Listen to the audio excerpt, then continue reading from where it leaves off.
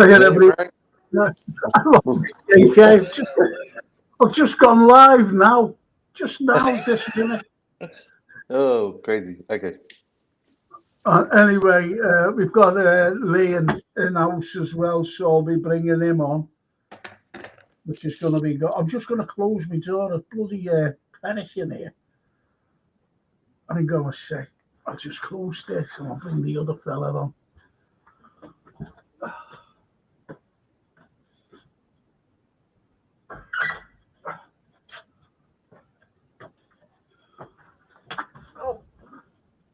Oh, right, I'll bring Lee on. Hi, everyone. Oh, yeah, you okay? Yeah, sound, yeah. That's good. Hi, Joe. Alice cool, yeah? So I hope you have all watched something worthwhile. Well, you know, that went down like a lead balloon, didn't it? I hope you have all watched something. I was faffing around with me settings. Yeah, I've watched a few good ones in the intervening days since I've seen you last. Give a few a go, like. Well, that's a few of good. the old films. There's an old comrade of ours. Daryl. Hi, Daryl. All right, Daryl, bro. So anyway, what has happened was Jamie Phillips. I tuned into at midnight to Jamie Phillips's show.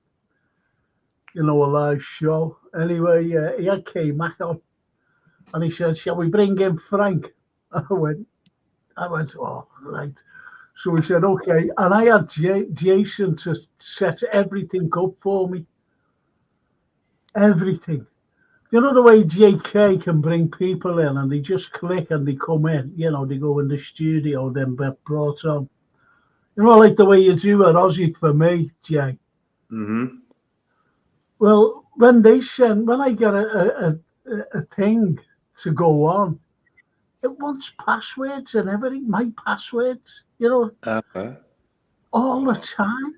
And I couldn't get on last night again. Couldn't get on. I can't bear passwords. It's annoying.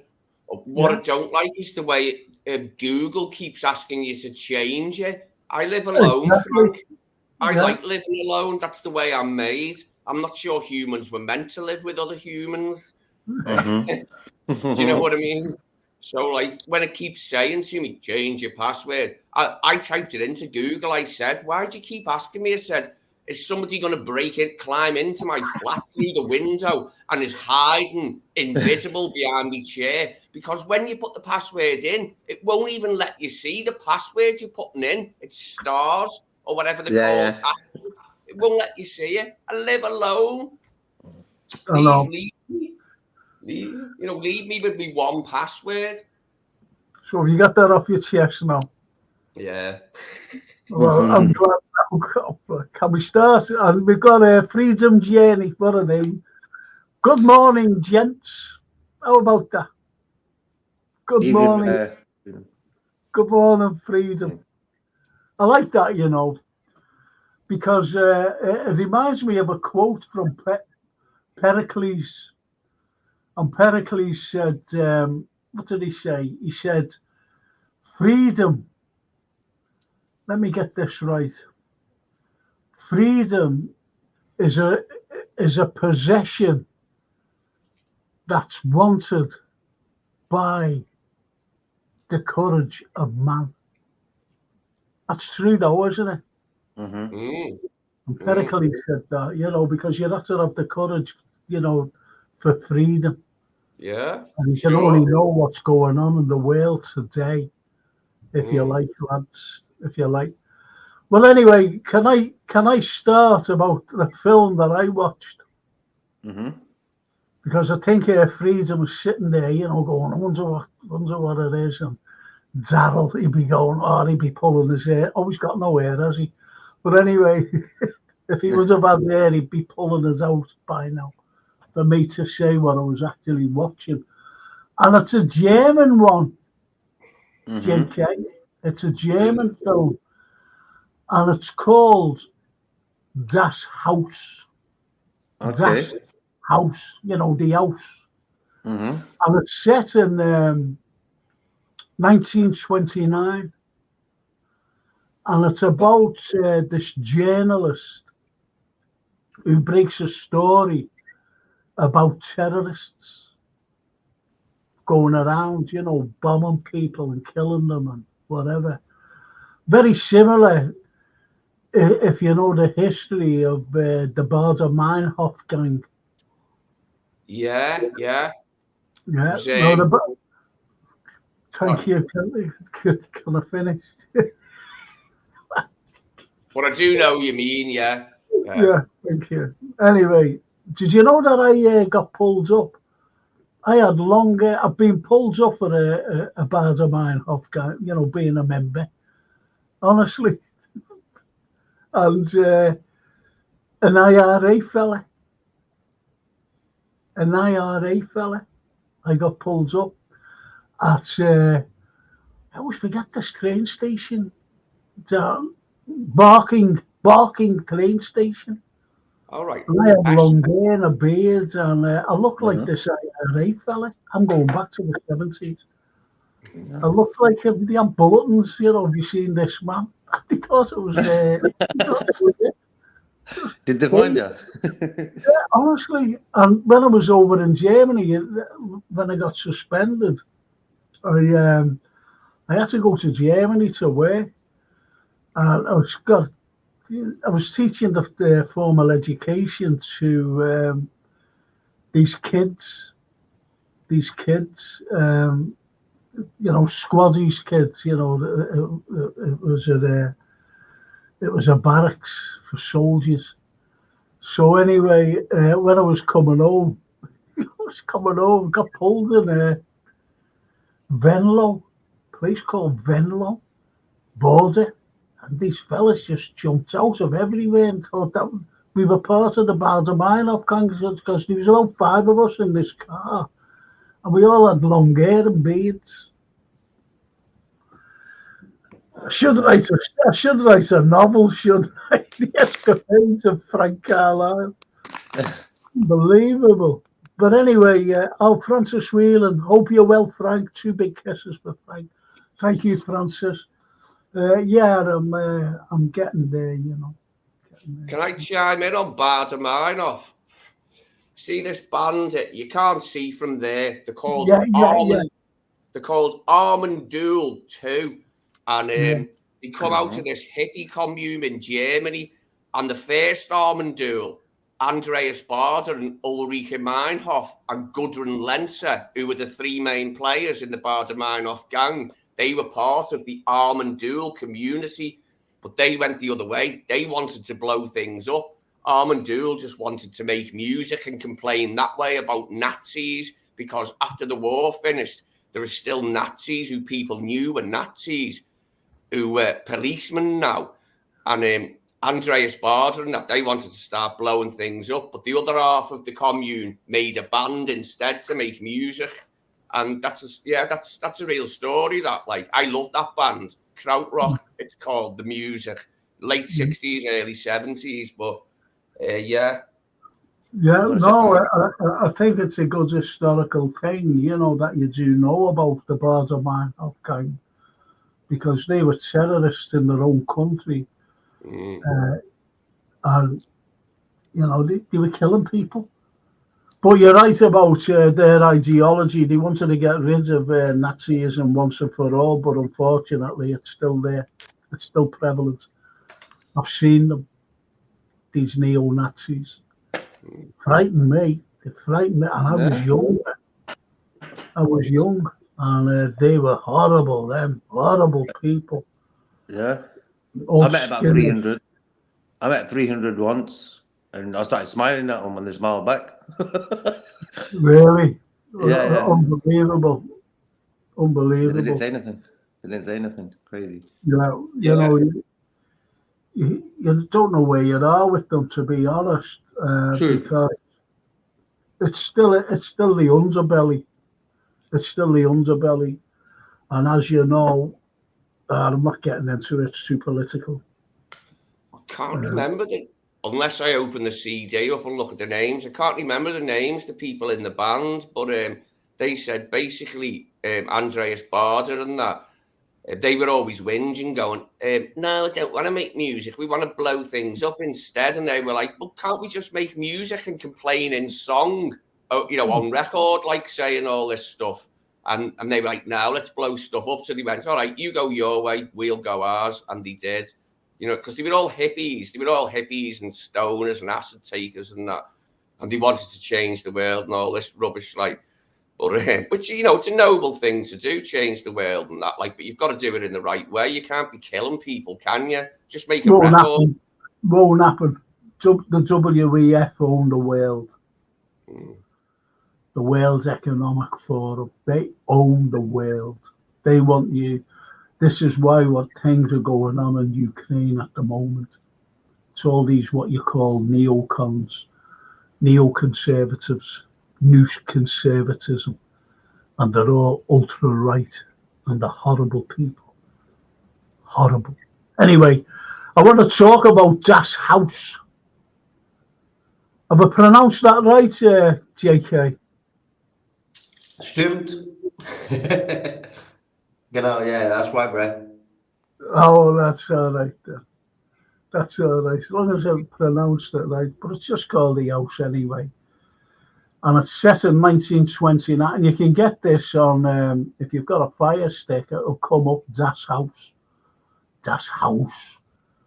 Anyway, it's about this journalist, and he exposes these terrorists. And he has to leave his job.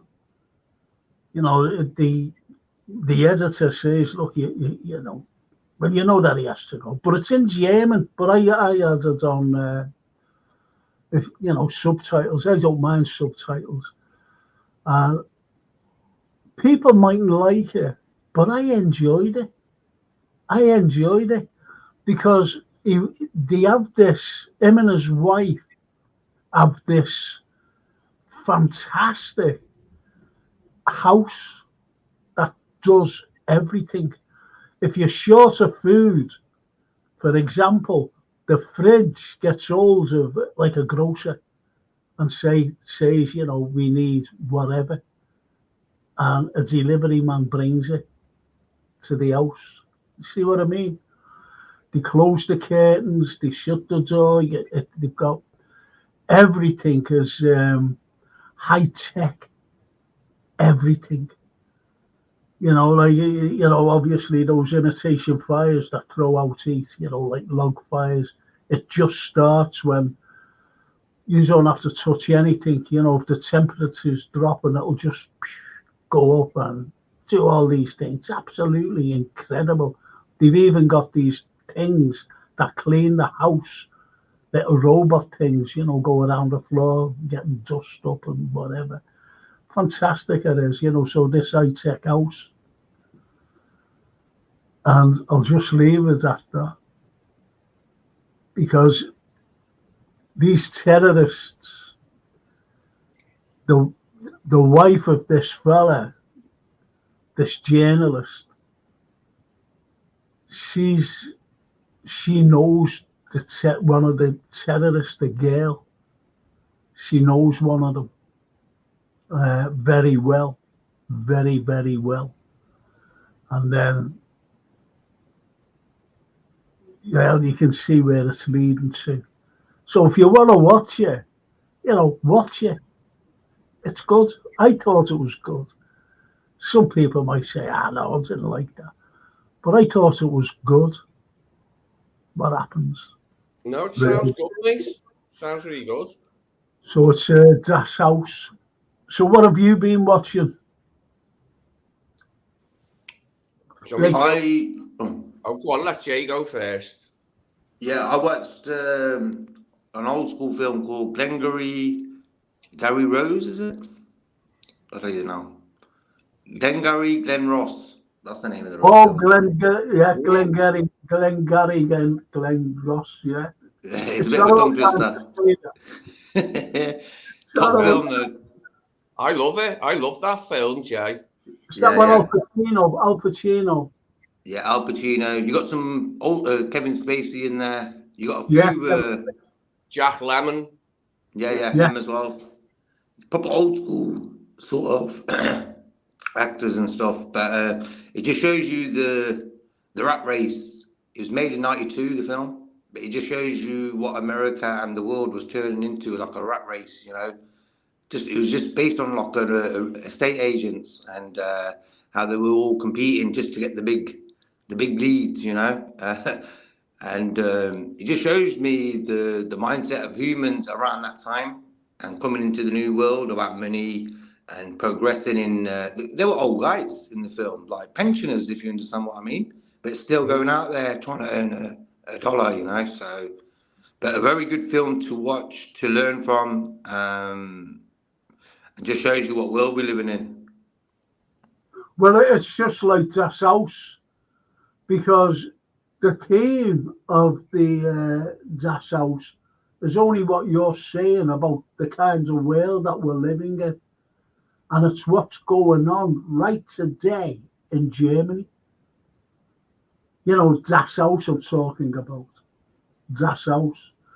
And you've got to understand about some of the issues surrounding what's going on. So if you're up to date with what's going on today, the issues, and I'm talking about very important issues, not trivial things, what's going on, especially the economics. And as I said about this house, which is so high tech, there's no fossil fuels, if you know what I mean. It's all electricity. And it's the Evans Spaceman on Netflix. Now, I've been told by him, and I've been told by a couple of other people. I think one of them was a member of the family. He said, Francis, get onto this Spaceman. Oh, and another lad named Jay, he said, get onto Spaceman. And if Steve Evans says, get onto it, we'll have to watch it. We'll have to watch it. And he says, all right, lads, anyway. Right, so, why don't you say something? He's letting me just doing the talking. But don't want to bust in on you, you know what I'm like for butting in. Yeah, well, no, never mind. JK, he's being ganked. Lee's being ganked. Is that again, bro? He's being ganked. All right, so what have you watched, Lee? That's what I'm saying, you know. Okay, first one I watched, it's called Some Voices, and Daniel Craig and David Morrissey are brothers. And Daniel Craig's just been let out of a mental institution. He's been having mental problems. He's not a threat to anybody per se, but maybe a bit of a threat to himself.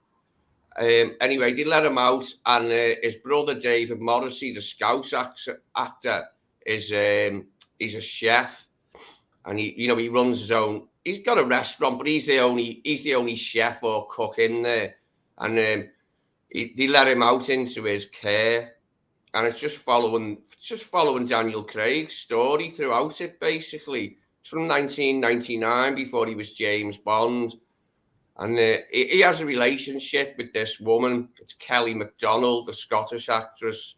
He's just walking down the street in London, and this plant pot comes flying out of a window and just about misses him, and it's on the floor, a broken plant pot with all soil and a plant in it, and he's like, what the bloody hell's this? And then Kelly MacDonald comes out of a door, because he comes out of a flat above a shop, and she comes out, and her boyfriend's following her, going, "Where are you going? Where's me ring? Where's me ring?" Because he wants his ring back because she's not going to marry him or something. And she's going, "Oh, I don't know where it is. I've mislaid it. Whatever. Go away, will you?" And Daniel Craig gets into a relationship. You're not giving us the full story, are you? No. I'm just telling you just the bare bones of it anyway.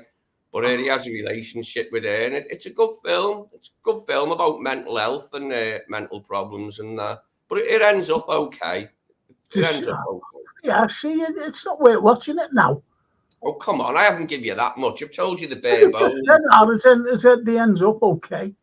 Well, what I've told you is in the synopsis anyway. So if you're like me and you read the synopsis, you press information I before you watch the film, you'd know that much anyway. That's what's going on.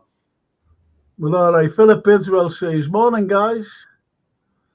Morning, and Mr. Evans. No arguing today about the Yank Buttes.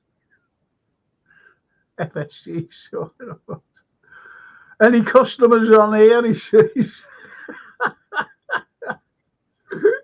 What a horrible thing to call fans customers. Bloody hell. That's a bit impersonal and cold, isn't it? Cold and impersonal, that was. Yeah. Of course it is. You know, a customer. I thought being a customer is when you go to Picks with your popcorn, not the match with your pint. Anyway, good morning, legends, says TW74. Morning. And I've got back watching DCI Banks because I didn't watch all of it, but got most of the well-written books. DCI Banks, yeah. That's a series, isn't it, DCI? And Anthony Brown. Morning, JK, Frank and Lee. Great to listen and learn. Morning, Anthony. Morning, Anthony. Good morning, Anthony. Good morning. Yeah, but anyway, they were like misguided hippies, weren't they? The Bardemine gang. Their idea was different than the rest of the guys in the commune who just wanted to make guys and girls, because the band had quite a couple of women in it as well singing, and they wanted to blow things up, didn't it? It's a little bit like Soft Nas in America, Charles Manson. The commune gone wrong. They were all taking acid, and then before long they're killing people who they think are horrible because they're rich and they're actors and all this nonsense. Like, I never know how. It doesn't work for me that, like, how get people, I don't know, living in a commune, getting stoned and taking acid can turn into killing people. Do you know what I mean? It doesn't make sense to me, really. Same with there's a lot of things like that, isn't there, where people take it too far or they misinterpret the message or something, you know what I mean? And then it goes wrong. They start killing people, thinking they're going to make the world a better place by killing people, and you're just not, are you? No. What about you, JK? Is Glengarry? Is that the only one you've watched? Then I also watched probably the best director out there is new film. I'll tell you the name now. Black Moon I think it's called. It's got Leonardo DiCaprio in there, and it's got Robert De Niro as well. Oh, is that Is that about? It's a 3-hour one. Say that again. Can you say that again, Frank?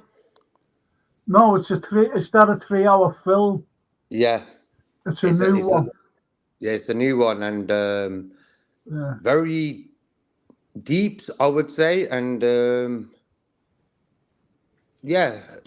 I would say it makes sense what would have happened to a lot of the Indians at that time when they hit oil and stuff.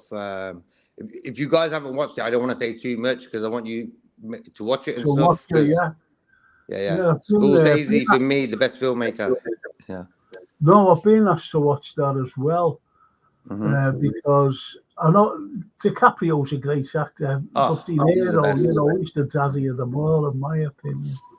But it was just, I don't know what it's about, but historically, you've got the indigenous Native American living on a reservation still today, because when they found gold in the mountains, they chased the Indian. They chased them, and they went. When they found oil, they chased them again, and they keep finding things, and they keep chasing these indigenous people. And if you ever watch a film, it's absolutely brilliant with Jeremy Renner, and it's called Wind River. Now, Wind River is based on a true story. Based on a true story. It's a fabulous film. One of my faves, actually. One of my faves. And Steve Evans says, any of you watch Vampires, a BBC play for today, set in Anfield and the cemetery? No. No. I won't watch BBC. Do you know what? My telly right now, I keep doing that, for some bloody reason. My telly right now, I can't get terrestrial TV on. It's just gone off. It's just gone off.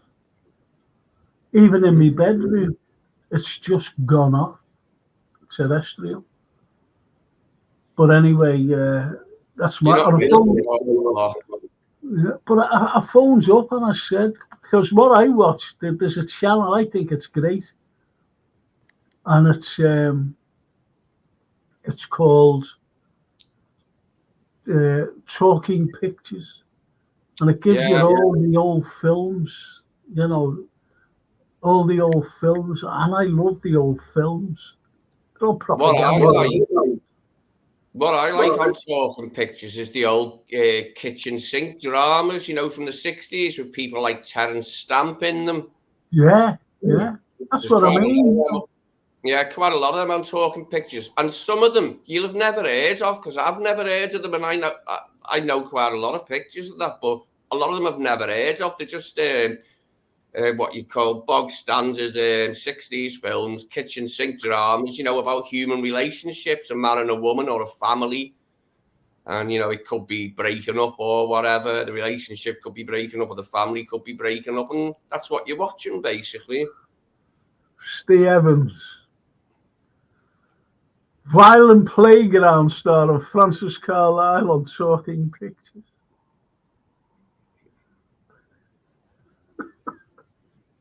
I was in Violent Playground. So you're talking to a superstar, I was a little kid standing by the swings in Jeddah Gardens. Standing there like. And I told our Francine years ago, I said, came on Granada telly, I said, I'm in that. She says, are you? I said, yeah, I'm in that Violent Playground. And anyway, she had all the mates in. She said to me, watching this, my dad's in this. She must have thought that I looked like what I did then, if you know what I mean. And she says, you weren't in it. I said, I was. She said, and I never seen your name go up. All the kids were waiting for my name to go up. All the credits. She'd tell you if you never see it, honest. Fantastic. I've met a few people in life who were in films as kids, but like you've just said, obviously they're not actors, they were just virtually extras, but they may have had a line or two or one line, in a film. Like there's a lad I was working with a couple of years ago, and he said he was in a Willie Russell thing called Our Day Out, and he told me to look for it on YouTube so I could see him as a kid in this film. Because when I met him, we were both in our 40s, like just working in a factory not far away from here. Well, it's in Liverpool anyway, in North Liverpool. But I've met a few people in life who said, yeah, I was in, such and such as a kid, as just a small role, like. Well, Steve Evans says, these dangerous years, good as well. Frankie Vaughan No, not the 3X like Frankie Vaughan. Filmed down the Yogi Shore. Yeah, you're right. It was Frankie Vaughan. Frankie Vaughan wasn't a bad actor, you know. And he even went over to Hollywood. Did you know who Frankie Vaughan was, by the way? Yeah, singer. Yeah, singer. Yeah, very good. Like, and that reminded me, you know, of this.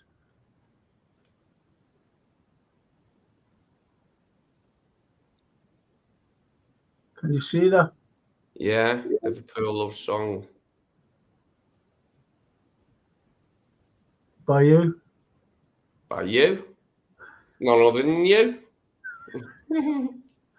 I want my name to go on the brick, you know, outside the cavern. Mm. You know, why not? I made a song. Oh, there's the lovely Jean. There she is. There she is, boys. Good morning, my LFC family. How are we all? And Bless there's a lovely Jean. big 100%. Prayers together. And I'm sorry, lads, but the art's for me. But if any of the lads throw, you know, those X's, they're for you.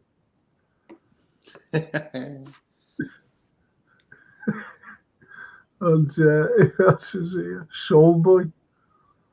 Morning, boys. I knew someone I worked with was in the violent playgrounds and also the inn of the Sixth Happiness. They were looking for the Chinese community kids in the local schools. Yeah, because they actually filmed the Sixth Happiness, the inn of the Sixth Happiness over in North Wales. And they did one Chinese. I remember, was it Ingrid Bergman? I'm not quite so sure. Yeah, it's Ingrid Bergman, isn't it? And she says, I was freezing. She said it was absolutely freezing over the, you know, where we filming. You wouldn't expect a Scandinavian to say that, would you? No.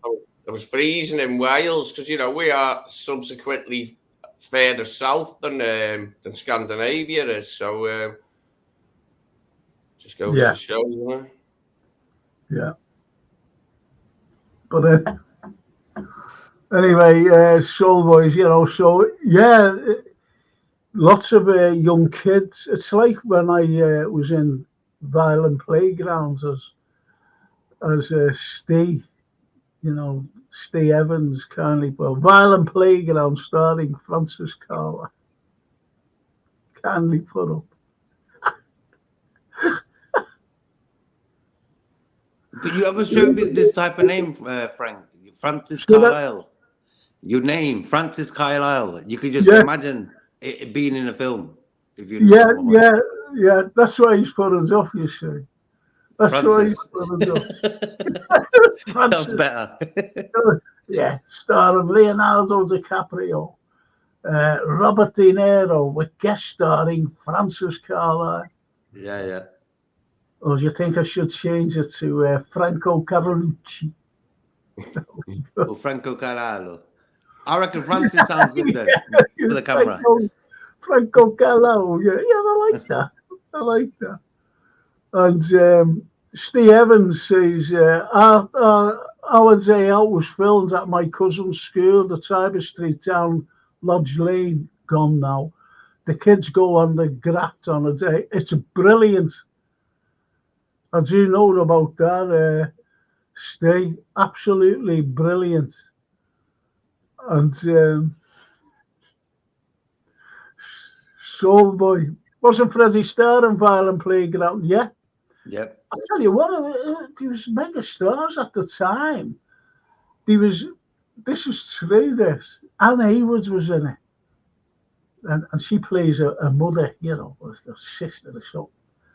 And us kids, we were looking at, you know, this Anne Haywood. And we were looking at them and wishing our Mars looked like her. Stanley Baker was in it. Peter Cushing was in it as well. There was some good stars in it. Peter Cushing, seen all them. Was it? Yeah, so yes, you're out there, soul boy. Freddie was in it. Freddie That was Anne in it. Hayward is still alive. Is Frank. she? Yeah, Is yeah. she? Mm-hmm. Wow. She was stunning. That's true that we were all saying, well, you- just just imagine it, our mum's looking like her. She was Miss Great Britain in 1950. But I'm gonna watch that film. I'm gonna watch it. It sounds interesting. My mum was Miss Washhouse, 1951. Hey, my mum was Queen of the May. They used to have that thing in school where they pick like a nice looking girl. My mum was about 10 or something. My mum was about 10 or 11, and you see her, she's Queen of the May with all this finery on, like, you know, she's only 10 or 11, my mum. But my mum's quite pretty, like, and they picked her to be Queen of the May, whatever that is, something like. Do you look? Did you take after your dad then? No, I take after my mum. Funny enough, I've got me dad's jaw, but up here I look like I've got my mum's eyes, like, and pretty much my mum's nose. But my nose is fatter than my mum's, like, because it's half my dad's nose as well. My dad's was Clark Gable. Is there any resemblance? I can't.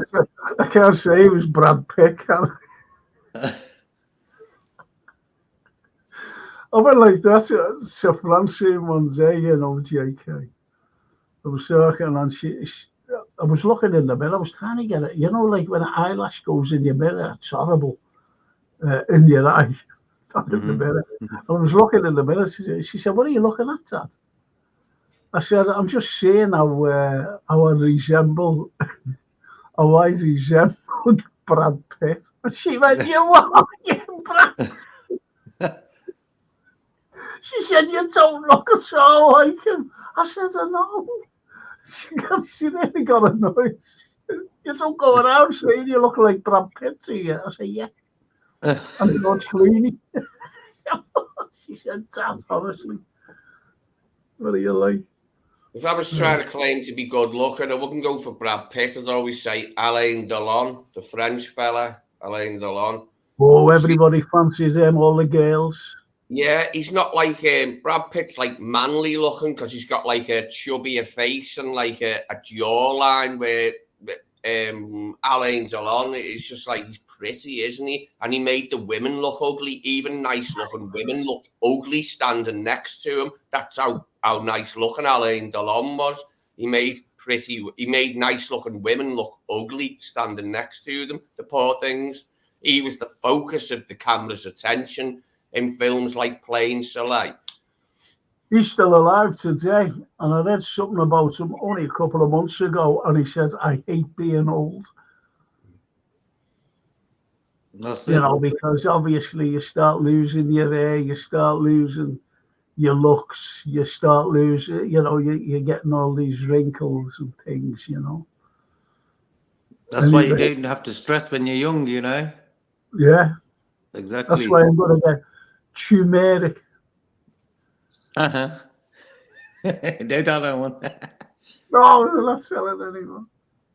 I swear by oil of you, mate. I smother me face in it every night before I go to bed, don't I? Me pillow looks all weird in the morning. It's covered in oil of you, it's all joking.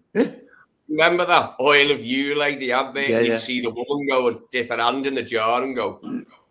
Yeah, yeah. Do you stretch your face every morning, mate? No? I just brush my teeth and have a cup of tea.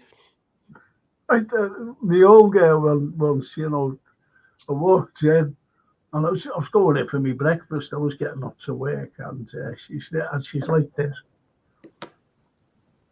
you know, doing that, doing that, doing that. I said, "What are you doing?" She said, "I'm stretching my face." I said, "What for?" She said, "It's good for you." I said, "No, it's not." I forget what I said, but honestly, stretching your face because you look as though you stretch your face, like. Okay. You do tell women a load of weird stuff, don't you? I feel sorry for women, because like women are like, it's worse for women, I suppose, isn't it? And they're trying to battle the ravages of time, so they try all sorts of weird tricks. But they get told this nonsense, don't they? Stretch your face, put all this crap on your face. I've never put cream on. The only cream I've ever put on my face is when I've cut my face and I use Savlon or TCP or something like that when I've cut my face. Yeah, I think when you look at the world, they've been told to consume, and that includes your face. So you got creams for your eyes, creams for your sideburns, whatever it is. I think I've tried to cut down on face cream. Like before you go out, you just get a bit of face cream and put it on your face to have that little bit of shine, don't you? I've actually tried to cut it out in the last months, where I don't really use face cream as much. But I'm just saying, like the way sort of women, the market is very aimed at them to consume medical. What do you call it? Lipstick and stuff. There's a word for it. Nothing's going to stop time marching on, so you can use whatever cream you want and stretch your face and all that cack. It ain't going to do nothing, mate, in my opinion. But I'm a cynic like that, you know what I mean? If I wanted to try and preserve me face, like I wouldn't smoke or drink, but I do. You know what I mean? So there you go. Yeah, and it also depends on your diet as well, bro. If you're stuffing down junk food all the time, then go and spend £150 on a face cream to make you look younger and fresher, you got something wrong there. You know what I mean? So I think a lot of the adverts that come on for makeup and stuff, they're just showing you what is possible, but they don't tell you what is also needed to get that beauty. Water drinking, exercise, maybe. Not stressing your skin out and getting old. Well, I like last year it was, but doing my grocery shopping, and Francine always brings me. Anyway, I walked in, and when you're walking down the aisles and you're looking at all the food stuff and things like that, the shelves. And this girl came, with a trolley, full of foods, to put on the shelves, a stacker. And I looked, and I stood back, while she was stacking, and she looked at me. And she had those, big lips. But I mean, they were huge. I mean, huge, they were. And I just stood there looking at it. Because it was like a bit of a culture shock, if you know what I mean. They were huge. And I said to myself, I wonder why they done that. And I seen Francine later on, what was walking around. I said, have you seen that girl with her lips? She said, yeah. She said, but that's the way it is now, Dad. That's the way it is today. The lips arrived 2 days before the girl, Yeah. I'm telling you. I was a while back somewhere. I'm talking about maybe 15 years ago, and in Germany somewhere, and there was 2 Russian women there talking this and that, and they turned around. Their lips hit me before, like like bush. I was like, "Yo, what's going on here?" It was just, it's just like madness, And that was done via TV, Kardashians. That was all chucked in there for this business to set off, And I've seen some monsters over the time of pictures of girls just gone crazy with. Even men do it as well. Don't get me wrong. Even men have started doing it, and I've seen one guy. Yeah. Is it I know one guy. He's just... Second, bro. Is it collagen that they inject into lips to make them more Botox? Is it Botox? No, that's your skin, innit? They put that on your head. Collagen, I think. It's collagen in your lips, innit? They fill your lips out. Yeah, I know a guy. He started doing it as well because his missus was doing it, and the guy is unrecognizable, and he don't look good. Like he's just does not no one ever tell them, you know what? You don't look good, actually. You know, it looks like a balloon. Like, it's just not human. It's like a balloon. It's like a balloon, bro. The guy's face is just puffed up. It's just like, you know what I mean? I was thinking of a balloon. You know when you used to get a balloon and you used to draw a man's stupid face Yeah, on it? yeah. That's what I It's a was bit like that. It is a bit like that. It's crazy, but it's true. Oh, Steve Evans, remember Anne Margaret and Tommy riding on the floor in jeans, that must be. And No, beans. It's beans, he's oh, right. is it? Okay. Can I finish it off then? Thank you. In Beans, bit of a fantasy one in younger days, and Leslie Ash and the Jigger in Quadrophenia. Yes, and Margaret was absolutely stunning, wasn't she? Funnily enough, I was watching a bit of Tommy. It popped up on me laptop yesterday. I don't know how, but it popped up, so I watched a bit of it. Well, I'm going to go through some comments if you don't mind, lads. And Steve Evans, Debbie Harry on Videodrome. Yeah, that's where James Woods. James Woods was in that Videodrome. And lad, dads, and detectorists. Hello, everyone. Yes. Morning, mate. And lovely Jane says, I tell you what, Frank, my granddad was standing in the bathroom using a cutthroat knife, shaving his head. He turns around and looked like Bruce Willis, just a black version. My granddad's name, Bruce Willis. No jokes.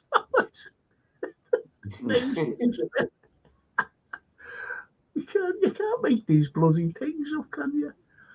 And when you're stretching there, watch out for lockjaw stretching your face, says Soul Boy.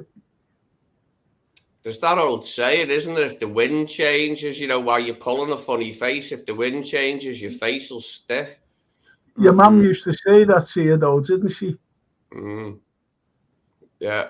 Because, like you're squinting your eyes. You're squinting your eyes, and they say, oh, you'll stay like that if the wind changes. That's what they used to say to you. And also, I'll tell you another thing about what mums used to say. When you're having a butty or something, and you leave your crust, and they used to say, didn't they? Well, my mum, you won't get curly hair, That's what they used to say. You've got to eat your crust to get curly hair. I don't want curly hair. You know what I mean? I want curly hair. Oh, the sayings are classic. They're classic. Oh, fantastic. Absolutely fantastic. Elvis Costello wrote a song about collagen years ago. Pump it up. That's one of my favourite Costello songs. That's got loads of oomph in it. It's got loads of oomph in it, that one. And Jean says, a girl walked past me the other day. Her lips looked like when a child blows bubble with bubble gum. Awful. And that's right. Yeah. Because you could get like a girl from the back of the head, like that, who's got lips like that. And you could put it on the wall, go up and put it on the wall. She'd stick to it, wouldn't she? Just dangling lips, on the. Yeah, but you know what, Frank? If you ask that girl there what type of man she wants, she'll be like, I want a real man. You want a real man, but she's got the fake lips and eyelashes and God knows what. Yes. Yeah. I wonder if, the way woke is today, and, there's lots of controversy now. I'm not saying anything made controversial, but it's just the way things have gone with woke and transgenders. joining the army, especially in America, you know. And no one's joining the army because of what's going on with these transgenders. I always remember I had to meet someone, and there's a bar in Liverpool. I know Lee always goes in here, and it's called the Lisbon. I knew you were going to say that place. But I had to meet someone, right? And I goes in there, I'm waiting. And I was with someone then, you know, I'm going back years ago. And anyway, I'm sitting there, and I went, I'll have to go to the loo. So she said, well, okay, not me sitting there, standing there. I said, I'll have to go to the loo. Okay. So anyway, it's through this. I goes in. And I'm having, you know, you're standing there having a pee. And this person comes right by me. And it goes right there, lifts the dress up and starts it. It was a girl dressed up. No, it was a fella dressed up as a girl having a pee. I couldn't believe it. And I had this grey suit on, this colour grey. I had a grey suit on, and I got a shock. And when I came out the loo, all my pee was all over me. Shocking. But that's going back then. You know. I've seen a couple of transgender where they look quite convincing as a woman facially, but then you see the rest of their body and they've got big hands and big shoulders and that, like, and you're like, yeah, that's a bloke there. Well, I do a lecture, I think Steve Evans knows about this, about a certain person, very historical person, who was a man, but went and passed as a woman.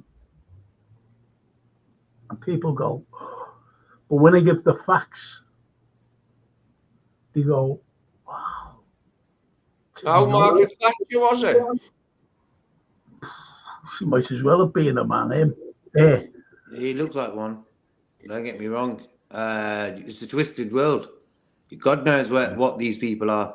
Majority of them, even actors, pop stars, they're just on the camera for us, you know. But a lot of politicians and stuff like that, very twisted lives. And no wonder the world's twisted, Frank. Yeah, it is because, you know, you see these things.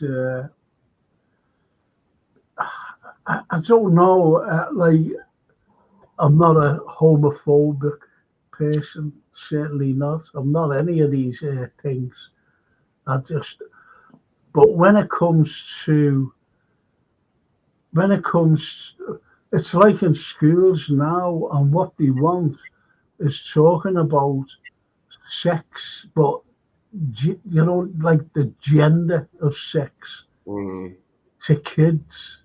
No, not at that age. I don't like that. That's wrong. That's full on wrong. And I'll say that all day, every day. It's wrong. Yeah, but it's wokeism. And once you start this wokeism, see what it is, it's control. I know they're trying to make everybody equal, but there's a limit, isn't there? There's a limit. Yeah, but as you were saying, they try to make everyone equal, but they're not really. No, they're not. They try to overpower the common day man, for example, and the common day woman. These, at the end of the day, we're all humans. It's up to you how you live your life and stuff. But the agendas that are attached to these groups and stuff is what actually annoys the people. No one really cares, you know. It's like, carry on. It's your life. Carry on with it. But exactly. Woke, yeah. All these terms like woke, and these people are half asleep. No, they're not woke. Come on. I'd say exactly. Broke, not woke.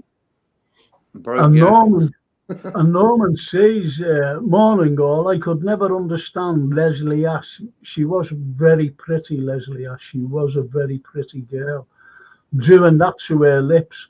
She was a pretty girl until she blew the lips up like a rubber dinghy. And that's true. She was I was watching something yesterday, and it said now and then, I was watching YouTube, and it said now and then what people look like now. And Meg Ryan, do you ever remember Meg Ryan? Mm. Now, Meg Ryan, she was a pretty girl, all the all-American girl type thing. And she was not a bad actress as well. But you see her today. Wow. And Goldie Hawn. You go, wow. Yeah. It's sad, isn't it? People want to cling on for dear life to the looks that they've got, and it's just not going to happen. You can't fight off time, and that's what Leslie Ash was trying to do by inflating her lips, to try and give her a bit of extra oomph. What Steve Evans said last comment. It goes wrong though, Lee. Yeah. As I said, I got the shock of my life with that girl in the supermarket. And I just stared, and I don't do that. I don't stare at people. But she shocked me. Her lips, and I mean, I'm not just talking over you. I'm talking like what Norman says, like dinghies. Really out, mad. Stacey says, was you on about April Ashley, Frank? No, I know the story of April Ashley. April was a male Liverpool lad, Scotia, who was a seafarer and had a sex change. And I'm going back years ago, I'm going back to the 60s. And now, if you looked at April, you go, wow, you'd fancy her. But it was a fella, but she had a full sex change, a full sex change. Unbelievable she was. So no, I wasn't talking about that. I'm talking about a very historical figure, Steve. And I do a lecture about not just about her, not just about this particular historical figure, but the things surrounding that particular era. And incredible. People go, wow, See, I come out with male pattern baldness, shaving every day, 6'1" tall, very hirsute, no breasts. All the artists who are doing a portrait had to give it a feminine look with a thin waist. So when you talk about this particular person, you're not seeing the true image of her. It's a very powerful lecture, actually. I couldn't help laughing at can I just butt in Steve Evans' last comment, not this one, saying he only ever went in the Lisbon to get a bottle of Rush. That's how I knew what the Lisbon was, because when I was about 15, you could get Rush with, what did he call it? Gays call it poppers, don't they, or something? Poppers, I don't know. They sniff it. It's not illegal, I don't think. I don't know what it is. No, it's not. It's not illegal. No. Yeah, it's not even a drug or anything like it. But you sniff it and you get a thing off it. That's what it is. Yeah, the only place you could go to get it was the gay bar, the Lisbon. And we used to argue. We'd go, who's going in? And I'd be like, I'm not going in there, lad. And we go, you can go in this week. I always used to get me mate Jimmy to go in because he was older, a couple of years older. and he was thick as pig muck as well, like, so you could manipulate him to do anything. I'd go, you can go in, can't you, Jim, to get the rush? And he'd be like, yeah, Ian? go on, lad, you go in. Even though he was like about 2 or 3 years older than me, you could manipulate him to do things because he was no one, when Frank said Lisbon, I was like, okay, why that pub? Then that one out. Oh, honestly, it was at as I said, I only went in there to meet someone, and I always remember being with a mate of mine, a very good friend of mine, still is today, and he was going down to see his cousin, who was I think he bought a partnership in it, you know, the Lisbon. He wasn't like gay or anything. His cousin, and he said, comes down and meet him, you know, I want you to meet him. I said, oh, we got to go there. I said, yeah. Anyway, we're walking along there, and I seen an old friend of mine, and as he was walking along to me, he went, all right, Frank, and grabbed all, giving me all big hugs, and I said, all right, how are you? Glenn, you know. He said, I'm all right. He said, are you going for the bevy? And I went, yeah. I said, we're going for one. He said, oh, great. He said, I think I'll have one with you. Do you mind? I said, no. He said, where are we off? He's walking along with us. And I said, going to Lisbon. And he went, oh, I've got to get the bus home. I forgot all about it. He made an excuse. Got off. That's it. Why you do it to me, John? I'll be honest, I don't mind. I've been in quite a few times with my brother. Neither of us are gay, like, but we've been in. There's a few gay bars in town we can go in, and the pints are cheap. Nobody bothers you. Gays don't come up to you and try to grab hold of you or nothing. And women go in there, believe it or not, because they know they can go in without being harassed. And you can actually tap off in there in that way, as long as you don't harass them. You know what I mean? What do you mean, tap off them? Well, cop off, like, you know. Oh, okay. I don't know. I don't read. Women sometimes go in them places because they know they'll be left alone by blokes. Blokes won't be all over them going, all right, nerve and all this crap, you know what I mean? Do you know where they go? I might go down there. Without going to Lisbon. Anyway, Soul Boy. Now let me go through these comments, boys.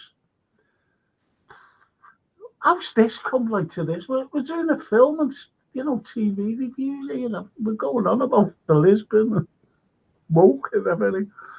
Soul Boy says, anyone watch this new Sexy Beast TV series yet based on the film? No. I've been told, Steve Evans told me to watch that as well. Steve watches all these things. But I've got to watch. I might watch it this afternoon, actually. The Spaceman. The Spaceman. And when we were talking about the, you know, and all this, Lad Dad's and Detective says, Pete Burns. The Pete Burns look, I call it. He dies, unfortunately, Pete, didn't he? It's just nuts. No, has he died? Has he, Pete Burns? Yeah, about 3 years ago. Oh, he's funny, funny guy, mate? And Norman says, some women take offence if a man holds the door for them now. I'm being serious. Ridiculous. Yeah, I know. I remember I never used public transport, and being honest. Very rare that I use it. Anyway, I had to jump the bus one day, and I jumped on it. I was going down, I had to pick my car up. Anyway, I jumped on the bus, and I was sitting down, and I went to get up for this woman, and she had shopping. And I went, yeah, love, sit down. She said, don't call me love. And I'm all right. Like that. And I went, oh, I felt all right, prat. Oh, And the feminist movement was born. Do you know what? I hate that. I'd have felt like like saying something nasty to her because it's a Scouse thing, isn't it? We always say love. I don't know if they say it in other cities, but it's just a term of endearment as friendliness. It's a term of, yeah, but they don't want it now. Yeah, but you know why? It's turned into babe. It's not love no more. It's babe. Yeah. Crazy. Well, I call my daughter babe. Okay. And my granddaughter, fully enough, as well. And yeah, you're right. It's babe, isn't it? I like her babe. You know. I'm not talking about the way I say that's for my granddaughter or my daughter. You know, but you do get fellas now. I think they're safe saying it. You know what I mean? As the older door, then get a slap and say, "What was that for, babe?" Beat us about. I've never been chivalrous like that, where a whole door's open, because, like, as long as a woman's got arms, she can do it herself, mate. Yeah, but you know what? In a changing world, it's good to keep to them basics, because they're going to disappear soon, or they'll probably even disappeared already. But there's a few people out there still who will keep them basics. You know, just being polite, whatever it is. You know, like you see older people and stuff. Sometimes they need someone to give them a quick hand and stuff like that. It's like 2-3 seconds of work. It's no problem. You know, so. I think in this changing world, we've got to stick to them sort of things, opening doors and just being nice, you know? Yeah, exactly. You're being polite. You're showing respect. Yeah. You're showing respect. Like, and, you know, like as I said, I've opened the door, you know, for many of female. And I remember this old fella, he must have been well into his 80s or early 90s. And he was on one of those, you know, them walking sticks, you know, that goes up your arm. And anyway, he came up and I wouldn't open the door for him. And he said, "Will you open the door for us, mate?" I said, "No." And he said, "Why?" I said, "Well, you know, you're a man." I said, "I only open the door for women." So he hit me with the stick.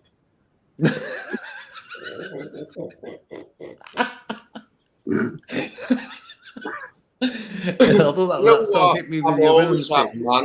I've always had manners verbally. Yeah. Don't hold doors open for some reason. I don't know what it is. It doesn't sit right with me holding doors open.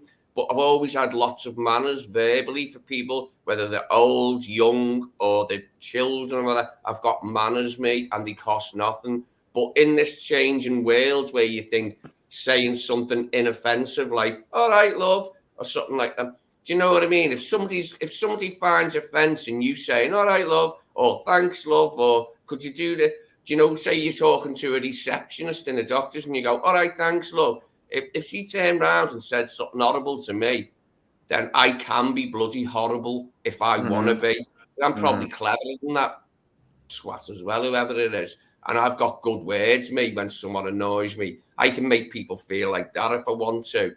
If they annoy me, I can make people feel like that because I've got a better vocab than them. And I'm funnier and smarter. So eat that. Yeah, see. It's true. See, he gets excited now, doesn't he, Lee? Look, but it's true what you're saying, because Lee's a top guy. But people don't understand, like, don't wind someone up. You will see another person in that person, you know? It's like, be nice, be cool. Don't, like, but other people do it the other way around. They give the attitude first, then they might show a bit of niceness, you know? Depends on which way you're going to come from it. Yeah. Totally agree, JK. I really do, you know, because I've always said my philosophy is if you show respect, you get respect back. But if you don't get respect back, don't bother. Exactly. Don't bother with that particular person, you know.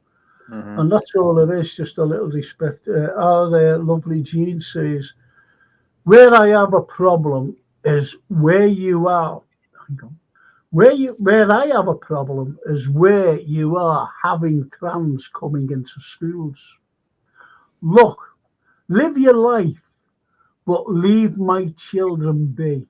If I choose to have a trans friends, then fair enough. Life and people are for me to teach. lyrics. You can't be any further than that. I've never had a problem with gays or nothing like that, or I don't know any trans, but I've known gay people and that. I just ain't got a problem. That's their thing. That's their life. And who am I to say? Who would I to be to say, oh, that's wrong, or take the mickey out of them for it? That's not my gig. You know what I mean? But if you're trying to be polite and someone's rude to you, it'd be dependent upon my general mood. If they catch me on a bad day where I've got a cob on anyway and someone's rude to me, they'll bloody get it, and they'll be sorry they have been rude to me, because I'll make them feel like that for doing that to me when I was trying to be nice. Okay. That was anyway. Steve Evans says, I remember watching a documentary about a sex change operation about 79, 80. It was very graphic and actually knocked me sick. About a sex change operation at about 79 or 80, and it knocked me sick. You know, I couldn't watch any. I couldn't go into the medical profession simply because I'm very squeamish. I don't know about you two lads, but I'm cool. Very squeamish. You know what I mean? It's, that's why I think I could have gone in. I don't like seeing on telly that a lot of too much. Like, I like action films, but you know, like he's saying, it's an operation or too much blood or very graphic. I go, and it makes me toes curl. Same with do you know when you see very explicit gay sex on telly, it makes me toes curl. And I'm not on all the time. Yeah, and I haven't got a problem with gay sex. I haven't got a problem with gays. You know, when they show it explicitly, it looks like it hurts, and it make your eyes water. You know, when they're like that from my eyes and my toes curl, and I can't watch it. I have to turn it off because it makes my toes curl. Not because it's wrong, just because it's so explicit and it looks like it hurts and it make my eyes water. That's all it is. I'm squeamish like that. Well, don't eat your crusts and your toes won't go curly.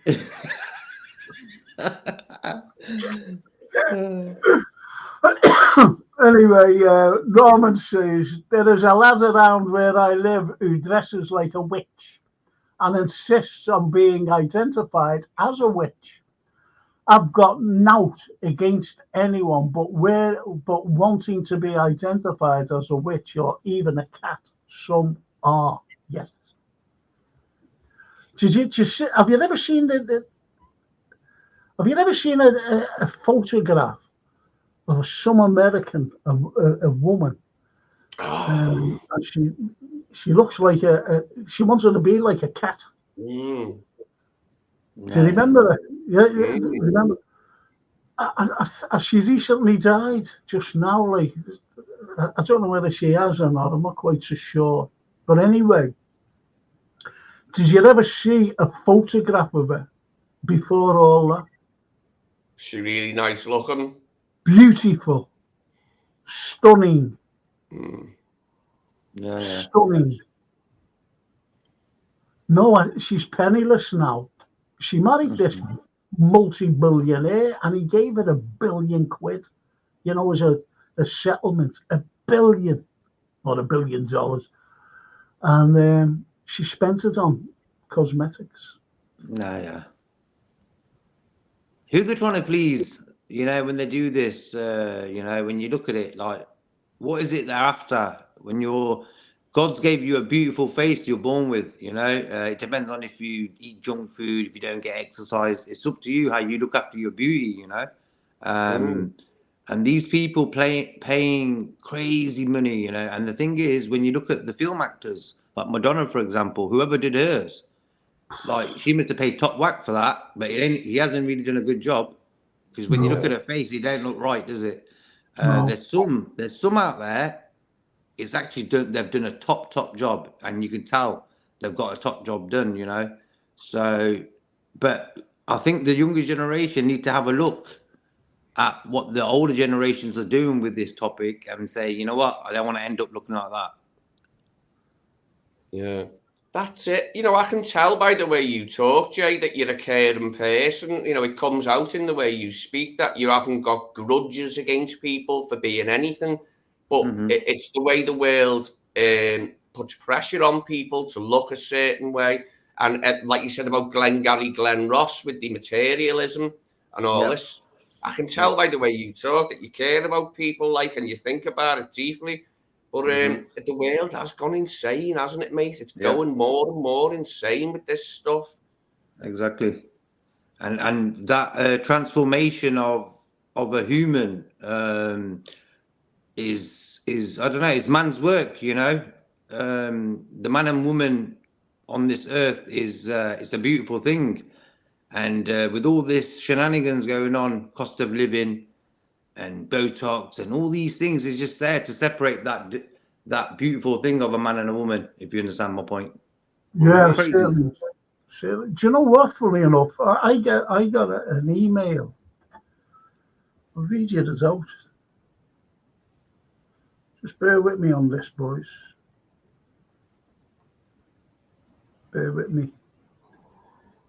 The situation's moving so... Anyway, where am I?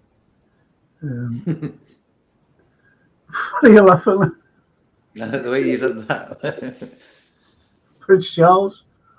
Oh. That's what I asked him to, you know, I said, do you fancy it? I forgot. I said, do you fancy a cup of tea? And he goes, the situation is moving sort of like, I cannot go and just have a cup of tea. Oh. I said, well, okay, I'll go. Because there's a story behind it, because my bottle went. Because you're told not to touch him, you're told not to swear, you're told not to do anything. And when we got since St George's Hall, and when we went to go, he went to go step onto the floor. A few days later, Frank Richardson said, "Frank, I know you bring people in here. Don't let anyone on the floor, no matter who they are. Don't let anyone on the floor." I said, "Yeah, no problem." So when he went to step up, because I was showing him around, and he went to step on the floor, and I grabbed him by the arm and pulled him back. I said, "You can't do that," Frank Richardson said. And then there was two fellas across the thing going, no. So I just grabbed him by the arm again. And I'm like, come on, you can go on. So as we get to the middle of the floor, I said to him, everything just went. I forgot what to call him, you know, how to address him. I forgot, and I just swear, and I didn't know what to say.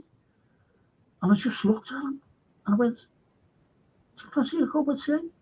And he went, "The situation is moving sort of, and have a cup of tea really." And this fella appeared from nowhere, right in front of my face. And I went, Yeah. His Royal Highness is on a tight schedule. He can't got time for a brew.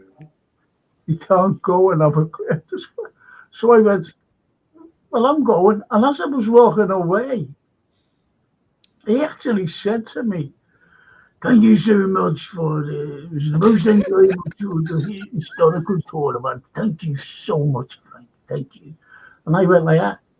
Yeah, all right. As I said, I forgot how to address him. I forgot his name. I forgot everything. And I went like that. "See you again, Prince." I got off. Say that in English, bro. See you again, Prince. Honestly, but I got a great letter off him. 7 weeks later, a letter dropped through the letterbox, and it was from him, signed, HRH Charles. And I've always liked Charlie. I liked his waffling about architecture, because in a sort of amateur way, I like buildings and that, nice looking buildings. And I used to like the way he'd say about modern architecture being ugly. And he'd say, "Oh, monstrous carbuncle." He'd say like new buildings are like monstrous carbuncles. And he's right, because a lot of them are bloody ugly compared to the old buildings, aren't they? Yeah. I'm trying to find this thing.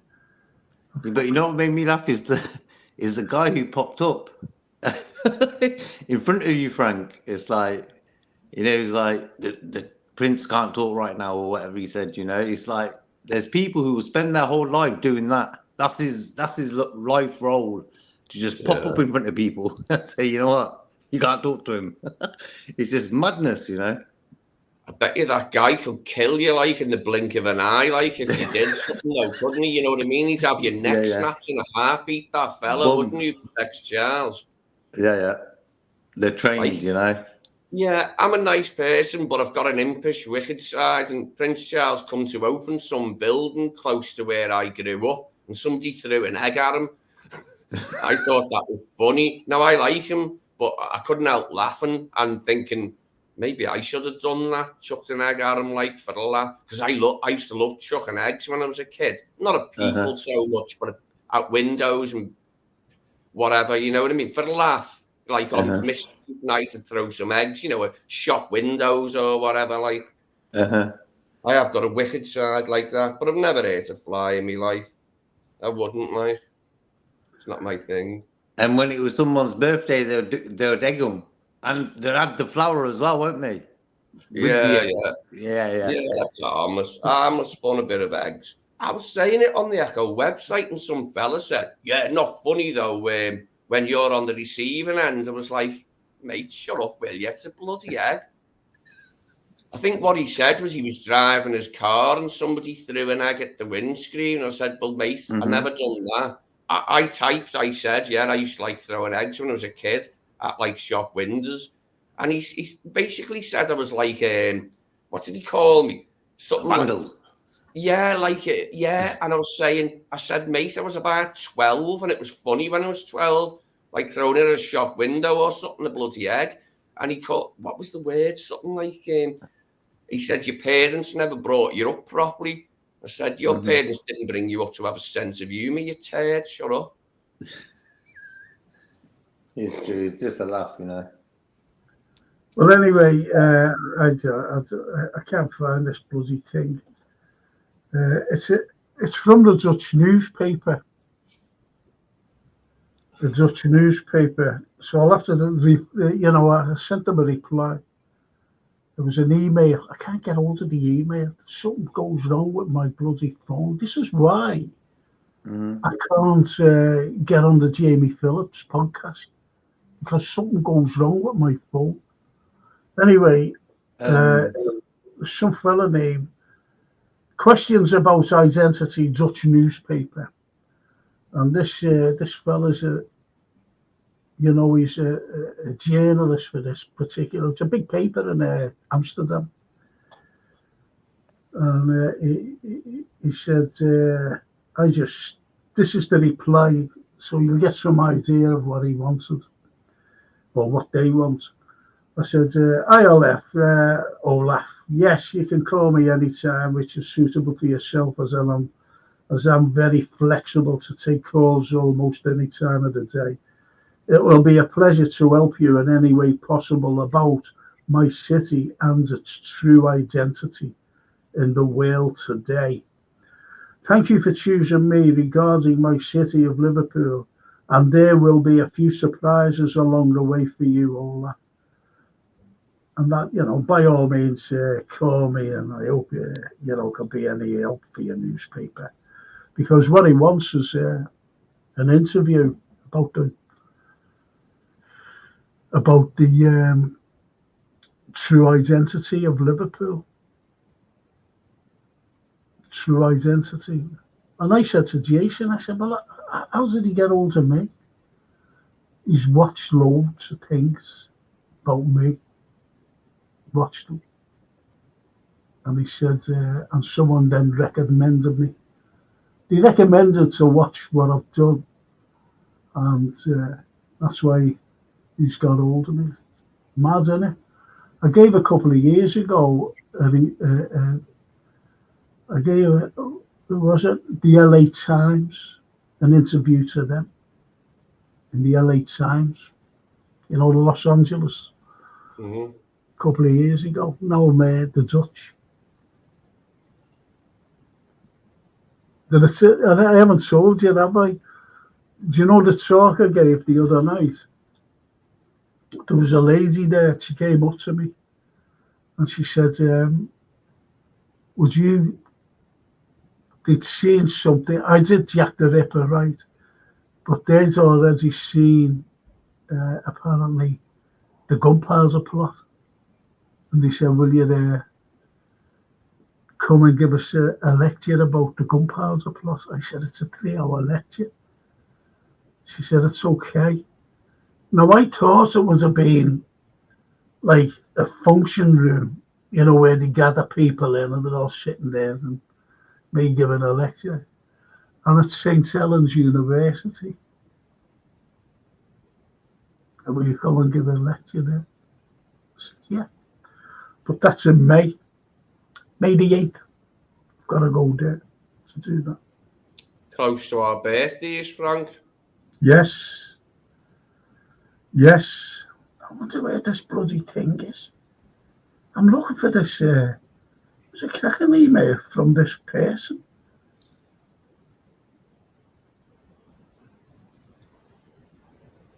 Fuck. I just don't know where. Jason said get hold of Gmail. I don't know where my fucking Gmail is, to be honest. Just don't know where. Is it? I just don't know. Honestly, God, I don't know where any of. Oh, I know. Just don't know. And I just wanted to read it out to you because maybe you could have helped me as well, if you know what I mean. Useless. Useless, man. Just don't know. That's why I can't, you know, some things disappear on me. Things. Yeah, but what you can do, Frank, is go to the search bar within the emails, type in a word that might be in that email, and it will come up. Will it? Yeah. Or type in the guy you got it from. Just type his name and it'll come up. All the emails that have been sent in the search bar toolbar, yeah?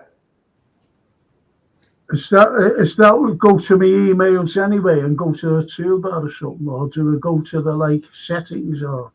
No. Are you on the app or are you on Safari using the emails? Because if you go to the top of the page of the email page, at the top you'll have a little toolbar there where you can search. Yeah, well, like inbox I've got. Yeah, go to the inbox and then go to the top, and at the top you'll have a little toolbar there. Type in the guy's name, maybe a word or whatever, and it'll come up. Okay. Yeah.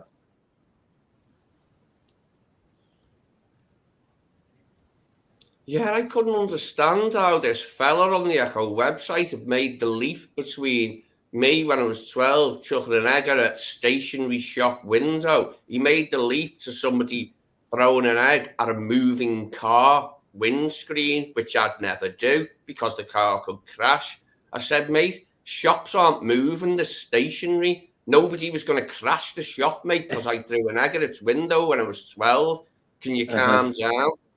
He called me something which really irked me. It really annoyed me. Like I had no manners or I was brought up wrong. I said, no, mate, I was brought up fine. There was nothing wrong with chucking an egg at a shop window when you're 12.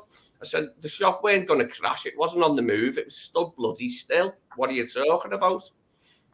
Yeah, that's what, when you said a shop, I was thinking that, look, the shop ain't moving. It's not going fast. It's not a car, you know what I mean? Yeah, the shop weren't going to crash. It hasn't got a driver, mate. I got it anyway, Lee. JK. So it came through. Brilliant. Olaf Hablom, his name is. And he said, dear Mr. Carlyle, hi Frank. For Amsterdam-based Dutch newspaper, Het Parool, I am writing an article about Liverpool and the local identity of Scousers. Mm-hmm. At our newspaper, we are making a series of articles about the question, what is a true Amsterdammer? In my article, I am making a case study of another city. Liverpool is in this case. asking questions. What is the local identity of a true Liverpudlian?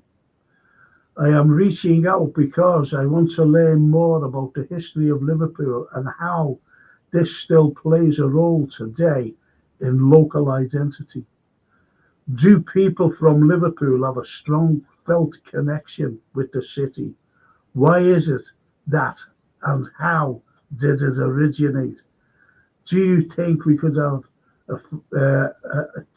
do you think we could have an interview call about this? How's that? That's great. That's great. Excellent, yeah. So maybe Jordan Henderson going to Ajax made that happen. Oh, yeah. He had a quick word. He had a quick word. He says, "Listen, get in contact with Frank. Do a quick show about it." Yeah. The way I put it is, us Scousers, we have a visceral sense of our own identity. We know who we are. We like who we are. We're always getting told that we're rubbish and low class, that we're thieves, that we're, what else, bin dippers, murderers, victims. You know, every stereotype you could, every ridiculous stereotype you could think of gets chucked at Scousers. And we absorb it and we laugh at it. But it is annoying because stereotypes are annoying. They exist in many areas of life. They exist around race, around sex, around nationality. And sometimes, you know what I mean, it's just not on. And it annoys you, doesn't it? Like, especially when you know that people have never been to Liverpool and they want to tell you what Scousers are. And you're like, no, mate, I am a Scouser. I know what we are. I know what our identity is. Don't tell me what our identity is, because you're not a Scouser and you've never been here. Yeah, and you know what, bro? Stereotypes saves time. So if you stereotype certain things, it saves humans time not to have a look at it or get involved in it, because like they're like this or they're like that. You know, it's a tactic, I would say. You know, and what you said at the start of the sentence, where you said that because you guys think for yourself, the system don't like people like that. So that's one of the main reasons why that hate will come your way. Exactly, because you think it for yourself, you know, common sense.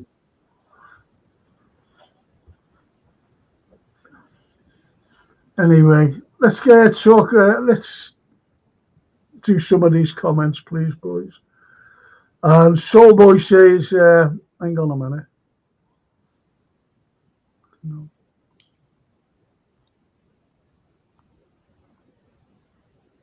Oh, Paul Sutherland.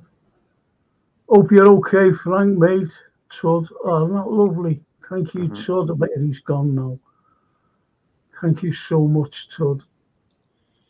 I watched another film there called Riders of Justice, a Danish one with Mads Mikkelsen, where his wife is killed on a train. His wife and his daughter are on a train.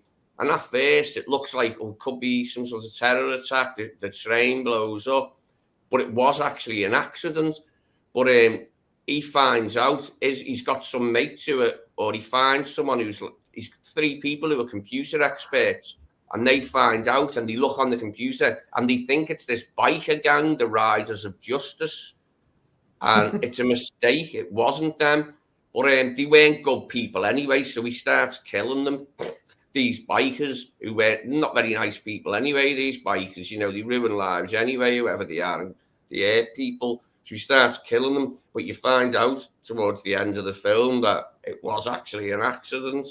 But by that point, you know that these bikers are dog dirt anyway, because they're not nice bikers, you know what I mean? And so you don't really care. What's it called? What's it called? Riders of Justice. Oh, Riders of Justice. Have you ever seen Ghost Rider? Sorry. Ghost Rider. Ghost Rider. Nick Cage. I've heard that. Nick Cage, he gets killed. Yeah. But that's not the end of the film. Have you seen Ghost Dog with Forrest Whitaker? It's called I think it's called Way of the Samurai is the subheading. Ghost Dog, Way of the Samurai, and he's like a hitman, sort of like Forrest Whitaker, but he's only killing people who are, who deserve it anyway. Like, he's not killing normal, real people, nice people.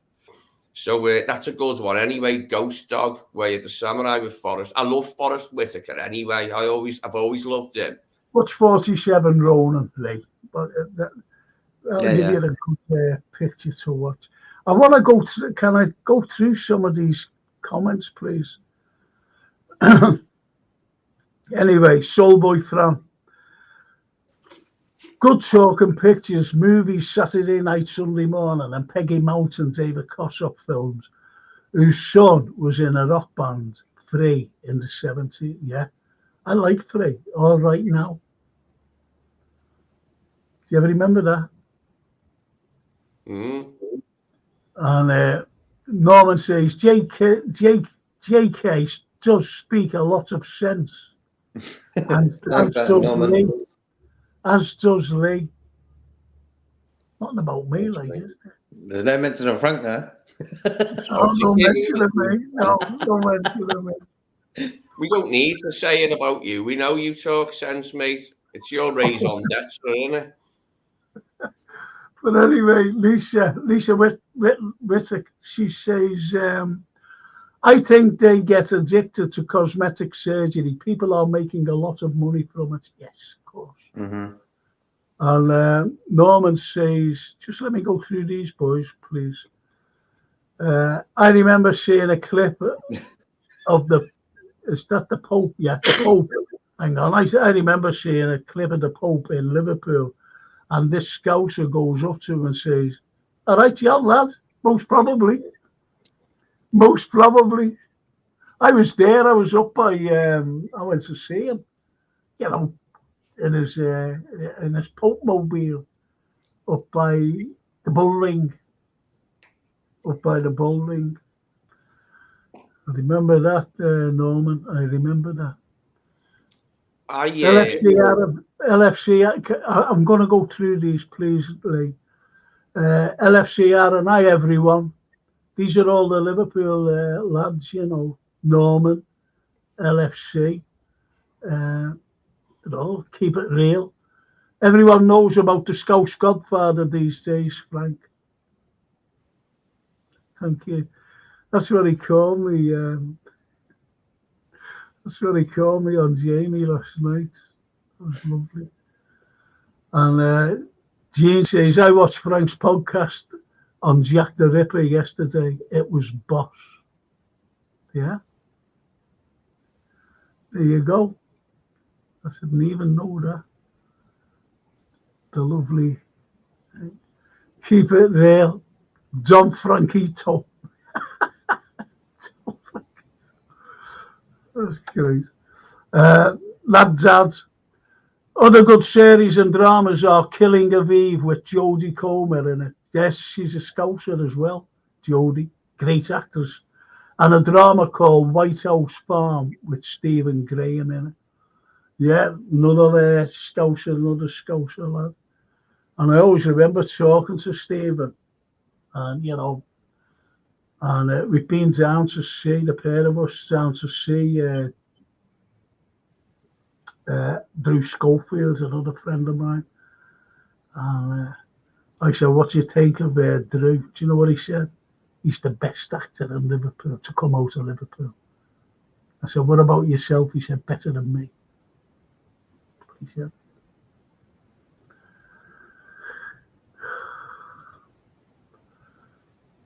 I'm heading to the gym, so can't catch you all later. Can't stay. Catch you all later. Have a good day. Keep it real. I'm having a podcast after the game tonight, if you're still with us. I'm having a pod. I'm useless at this type of stuff as well, says LFC Adam. I wonder what he means by that. The phone, when you were searching. Oh, right. Yeah, that's shocking. I would have never have got that only for you there. JK, I would never have got it. It's just crazy. And I can't get it. I wish, see, I wish you'd send me a link, for the Jamie Phillips, because I'd get on with your link. But these other bloody links I'm getting, they're asking for passwords. That's terrible. For StreamPad, yeah? StreamYard, sorry. What you say? For the StreamYard. Yeah, well, it is StreamYard. That's strange. It asks me for passwords. But when you send me one, it doesn't. I just go into the studio, enter. Yeah. But, with the likes of Jamie, I don't know. Well, I'm shocked to hear that, and I don't like that, actually, that if you go on other streams, you need passwords. I mean, come on. But it's StreamYard, it's like everyone else. It's like somebody's invited you on a stream, why would you need a bloody password to take part if someone's invited you on a stream? Don't know. That's what I mean. I felt all right. I didn't go back on, whatever. I just left it because I came in here where I am now to go on it. Nothing. It's asking for bloody passwords. Do you want to go on YouTube or do you want to go with Facebook? Do you want to go? I go. Then there's asking for passwords.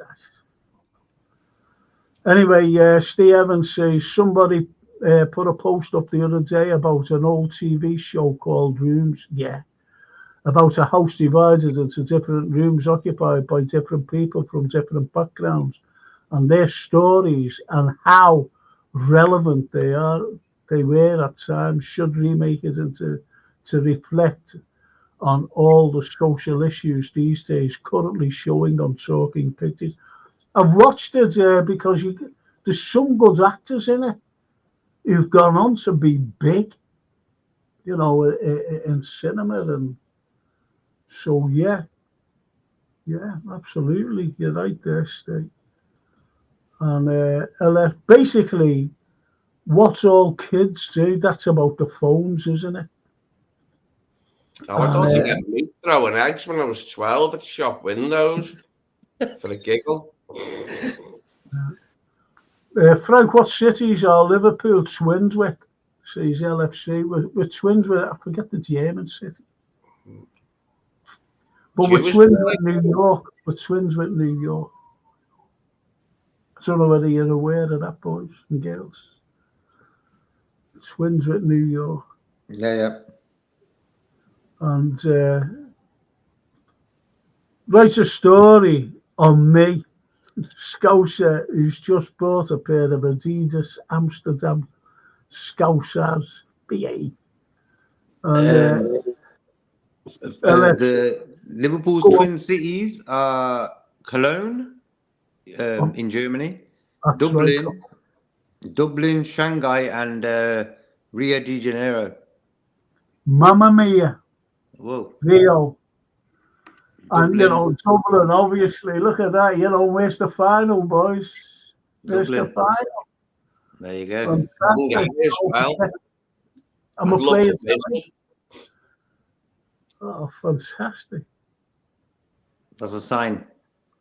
And that journey carries on today, so. Hang on. Divide and conquer from the Tory government. Trouble is, other parts of the country buy into it, says LFCR, and absolutely. I'm going to do a special about all this, by the way. And if anyone would like to join in, it'll be hard hitting, by the way. It'll be hard hitting because I'm pissed off. Sorry to swear.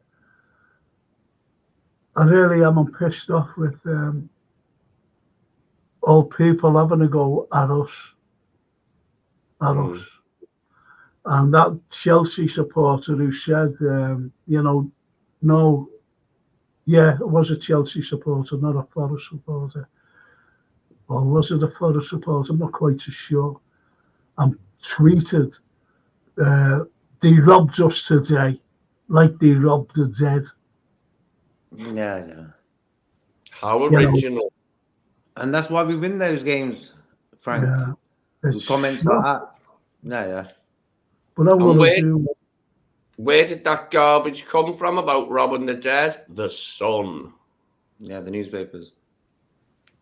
I mean, look, tabloids are rubbish anyway. I mean, it's like news distilled down to its salacious essence, isn't it? Like, you know what I mean? It's like what the butler saw and all this cack in it. You know, if you read tabloids for serious news, then there's something wrong with you, because they're like comics, aren't they, tabloids? They're not real newspapers. They're like comics, mate, all of them.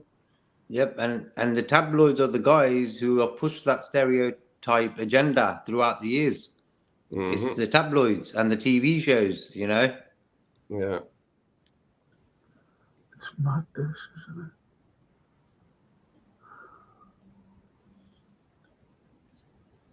it? Yeah, look. LFC. I honestly want Forest to get relegated before Everton this season. Mm. And yeah, after last week, 100%. Yeah. Have you ever seen movies being filmed in Liverpool? I remember seeing John Hurt outside the Adelphi film Champions about the Grand National USA Soulboy. I brought people around Liverpool, and I was going through. I'd just been in India building, and I was coming out, and I forgot something, so I decided to cut through this other building, Kraken building. And as I was going through, and it's strange, it was coming along, like towards me, was Meryl Streep. And I just looked at her and went, "All right, Meryl." And she went, "Hi, how are you?" And she was with like a bit of an entourage, you know. And I said, "Oh, I'm good, you know." I said, "What are you doing here?" And she said, "I'm making a film." Well, she never said film, she said movie.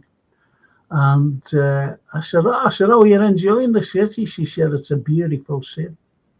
It really is." But that was it. That was only like not even 2 minutes long. And then I walked away, you know, and got off. She was going as well. And I said, "Great to see you." She said, "Thank you," you know, just got off. And she was making a film here with Hugh Grant. Hugh Grant. I don't know what it was called, like, but that was about 8 years ago. But you should have said that about Nottingham.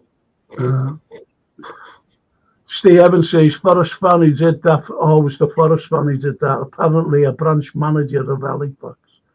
Absolute bad Texan beaut. Horrible. And the trouble is, most people are thick. That's the real problem, says LFC. And worked on film sets through my job at places. He's worked on Steve, you know, I can't tell you where he works, but some of the stars that he's met actually, well, incredible. You know, he has really. And Norman says Murdoch, Thatcher, Mackenzie are the scum of the earth.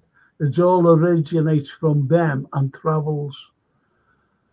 That and pure jealousy of our club and city. We are uncomparable to others. We are unique, absolutely. Facts, yeah. He's still at it now, Mackenzie. He's still waffling now. It made me laugh. I know he does. But just let me finish this off, Lisa. Hope Forest would get relegated. Why should anyone have to wear that crap?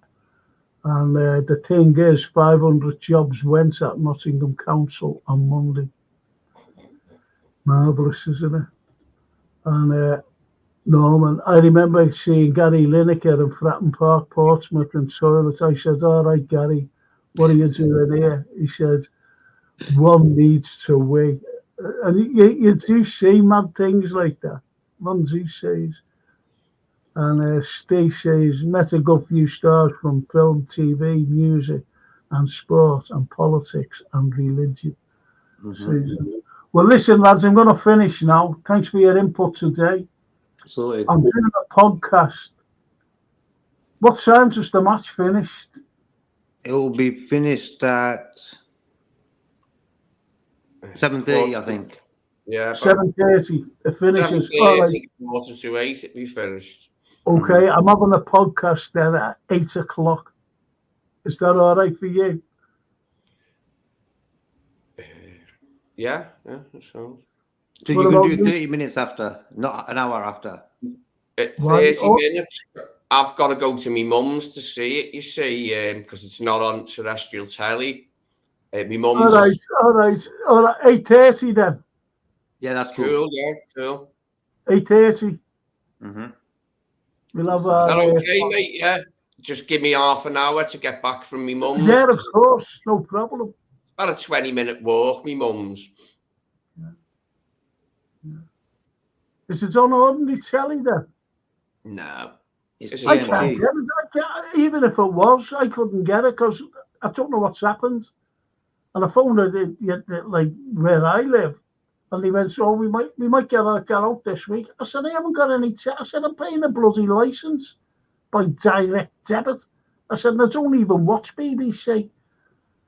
I said, "I haven't had it for weeks." I said, "Nothing comes on terrestrial telly." As far as I know, I think it's on BT or something. So, like... TNT, Norman said, just seen it there. And LFC, Aaron says, Nottingham has a higher unemployment rate than Liverpool. Just saying, absolutely. But as someone said as well, they just lost 500 jobs. I think it was Lisa. Was it? Good. And come on, that mighty then, says Norman.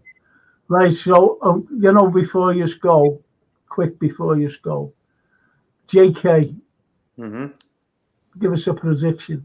And don't forget Moby playing tonight. So happy that he's been training. Yeah. Yeah, I'm not saying that he's going to be playing the full game. I think he will get a few minutes, though. I really do, to give him to give his little legs a run out. Little run. Yeah. I'm going to go for a 2-0. Okay. Don't forget, we've got no matter who we put out, it's going to be a strong team. What about you, Lee? I'd go for a 2-0. I reckon 2-0, yeah. I don't think we'll play like a full team. Hello? All right, Mum. Yeah, so I think we'll be okay today, long as we give Sabotolai and Mo some time to get back into the game and stuff, give them a little run out for Sunday, So I think today's game is sort of a good excuse to get certain players back into the game, back into the team, maybe rest a few players. I think you were saying the other day, Frank, about Virgil. I think, Virgil might be sort of not sacrificed to stay on the subs bench. He might be like the Southampton game where he's the number one guy at the back, so there's no funny business, So, I'm actually looking forward to the game just to see Salah and Szoboszlai coming back into it, hopefully. I made up Szoboszlai's back. I really have. Do you reckon Enzo will play? Yeah, because he missed out, didn't he? He only come on as sub, didn't he, versus Forest? Yeah. I'm actually happy, considering after the game where he left the game with a shoe, that long shoe they put on there, people were like worried, and he's sort of come back. So, so that was a good thing. I'm actually pretty surprised that him, Szoboszlai, and Salah were all sort of ready to come back. So it's actually changed within a week. Like before we went into that Chelsea game and Southampton and who did we play last in the league? Was it? Was it Brentford? No, not Brentford. It was Sheffield's. Hang on. Where are you coming from? Are you coming from after the final? Yeah. We had Chelsea, then we had Southampton. Southampton, and then we had Forest. Sorry. And within that week, we have so many games off. I'm like, God, who do we play? I'm just happy that we've got some guys back. Simple as. Yeah. And sorry, Norman says, come on, please, sub to Frank. He's only 15 away from 500. Sorted. Thank you, Norman. Thank you. And by all, see you soon. Say, stay Evo. Peace, man. I'd love him to come on this show, you know. Really. Any of these, even this, but he works. But even this, because he does all these films, he knows loads about TV series, everything. I forget it anyway. I think he will go. I think he will go strong, but I'm worried about playing Diaz and Elliott. I think they are shattered. I agree with you there. I think he should rest Diaz, to be honest. Rest for the city. Absolutely.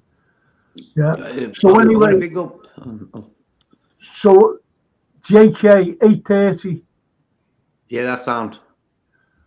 May 8:30. Is that okay? Yeah. Thanks for giving the extra little few minutes, like, so I can get back for my Mars later. No, you know, everyone's got to be together, you know, so yeah, why not? All right. It's just for me to say a big thank you to JK, to Lee. See you all next week on the film, TV, woke, Botox, collagen show next week. The face filling extravaganza. And the lovely Lisa off the Reds. Lisa. Up the mighties, as they say. And there'll be a lot of. I know lads who have gone over there, by the way. They are there in Prague. They go all the time. And they're great lads, you know what I mean? Proper supporters. Like, Sunday when we scored against Forest, did you see the fans? That was like the old days, you know, when the fans celebrated. That energy, I can't really explain it. And when I looked at him, I was like, yeah, that's what it's all about. That jumping together on a mad one. And look at that one. Look at that. Norman, I'm off to blow up. Make sure you don't burst them. You know that thing where you stand on it with your foot to pump like something up. Boom, boom, boom. Tom and Jerry. I was watching some man film, right? It was a British thing. And you know, like the divers, and they go down, right? What was it? Forget what it was. And he goes down into the, you know, they're looking for treasure or something, you know, with the old face masks on and the diving suit, you know what I mean? And they pump air, into the diving suit, you know, with the big lead boots as well. You know, you see them walking. You know. And anyway, they're pumping away and they're all looking over the side. I think it was Norman Wisdom. And all of a sudden it comes up. I'm like, big fat thing, you know, floating in the air. Oh, well, you know, so I just thought it was very amusing, you know, you just say it, Norman Wisdom. Mr. Grimsdale. Norman Wisdom was a classic. Oh, did you ever see Mr. Grimsdale?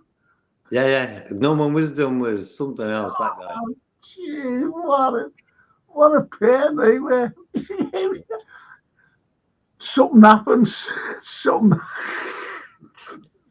Mr. Grimsdale, you know, has got this shop. And, you know, he's standing inside the shop and he's shaving. And anyway, he collapses.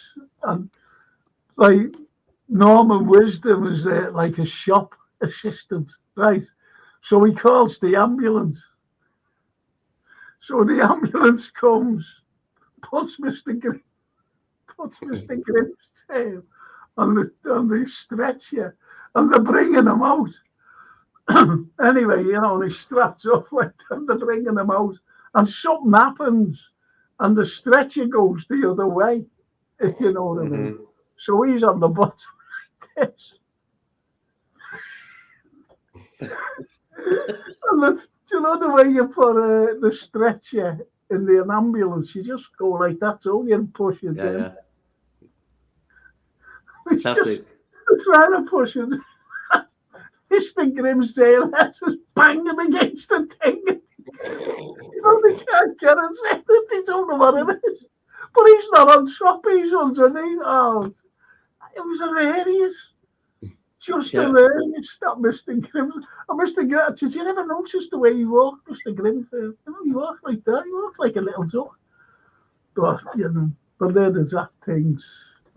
But they were the funniest things, and they didn't use a lot of words in them days in comedy. It was more action-based comedy. Yeah. Like you just be crying, like certain things like that, trying to get the thing into the ambulance and stuff. It's funny as anything. But comedy nowadays, they're talking too much, and it's like they try to be funny, but they're not. You know. Put too much air in his diving suit and he like floaters off, Frank. Is that what it was? They put too much air in it was just so funny. It was just like the image, if you know what I mean. You know, you just, because they're all looking over the side like that, you know, and all of a sudden he just like comes up.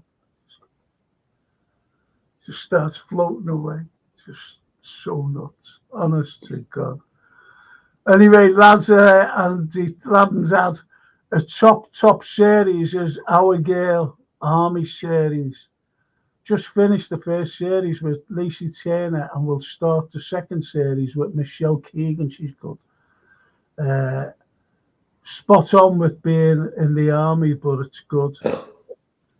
I don't know. I've never heard of that before. Top series, girl series. Girls Army. Never heard of it. Mind you, that's just to get women into the army world, you know, little series like that. Marketing. It's all propaganda, isn't it? Yeah, marketing. And the classic one being you're watching a game on a Sunday, for example, and it's like United Liverpool. Half time, you've got the adverts, haven't you?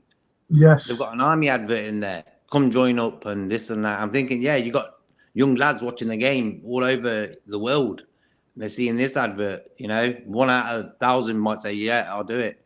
Crazy. And that's football, half times. Yeah. Well, anyway, Jean says 3-1 win. Have a great day, everyone. Thank you, darling Jean. Peace, Jean. Cheers, Brian Jean. Morrison. Afternoon, boys. Bless, bro. Brian. Yes, Brian. Lads and dads, Defo wins tonight. I think Salah will get some minutes, shrug off any rust, and push for the start against City. Or would you bring him on second half, full of energy against a tired City? Good question. That's an hard one, that, isn't it? That's an hard one because Mo Salah can score any minute from the kick-off to the 90th minute. Or even in injury time minutes. And it's called Our Girl. It's about this girl who goes into to being a medic. That's why I could never be a doctor, because of that. I seen a Benny Hill sketch once, and this big blonde, you just see this big blonde walking down a corridor, and she knocks on the door, and there's that doctor, you know, this doctor. And you just hear a voice going, "Come in." So anyway, she goes in. You can imagine the blonde girl, can't you? You can imagine, you know, a Benny Hill girl. And she just walks up. And it's like me, say I'm the girl and walks her up like that. You don't see anyone else, you see. You just see. And you just hear a voice going like that. Take your clothes off and put them behind that screen on top of mine. You just see Benny Hill, sitting there bare chested like that. I know it's sexist, and I'm sorry, but Yeah, it was a bloody laugh, that show. Brilliant, absolutely brilliant. It killed him, that, when he took it off, because Mrs. Whitehouse was it. The music on Benny Hill made me laugh, absolutely. But listen, lads, I've got to finish, and I'll see you later on. Take care, guys. Enjoy the game. 8:30. Yeah. Thank you, JK. Thank you, Lee. See you later on. Thank you, everybody who was out there, because it's been good. Thank you so much, and I'll see you later on. All you Reds, I'll see you later on. Thank you so much. 8:30, you'll be starting there, boys and girls. So see Lee and myself and JK at 8:30. Thank you so much. And Brian and 12 man hopefully will. Oh, yeah. Well, you just send them links, don't you? Yeah. Thank you so much. 12 man's doing a pre-game show, a quick where the team gets announced. So check that out as well, guys. Okay. All right. See you later. Thank you. See you after, guys.